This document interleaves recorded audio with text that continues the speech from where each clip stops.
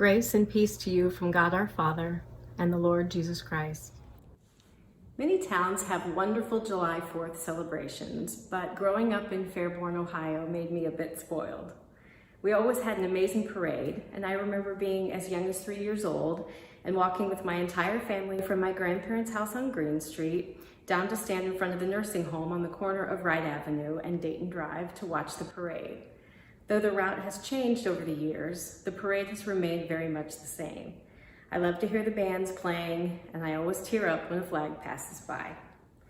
Of all the patriotic hymns and songs, my favorite is America the Beautiful. The poem was written by Catherine Lee Bates in 1893 after her trip to Pikes Peak. Her final version was printed in 1913. However, Bates only realized how the song had affected other Americans years later. In 1918, when the armistice ending World War I took effect on November 11th, From Sea to Shining Sea took on a more global meaning for Bates. Soldiers from the 6 New England states, known as the Yankee Division, stood in stunned silence near the French city of Verdun as the artillery ceased at 11 a.m. Soon after, those Americans walked out of their trenches, some in tears, and began singing America the Beautiful. Ward cried when she heard the story herself. She realized she had written a song that spoke or gave voice to these soldiers.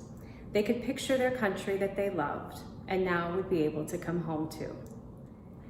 There's nowhere else I would rather live, and while I appreciate good performances of the Star-Spangled Banner, I value the hope in the lyrics of America the Beautiful.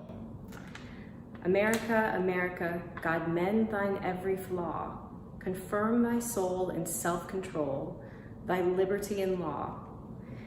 This hymn is a prayer for us to consistently try our best, as no one is without flaw.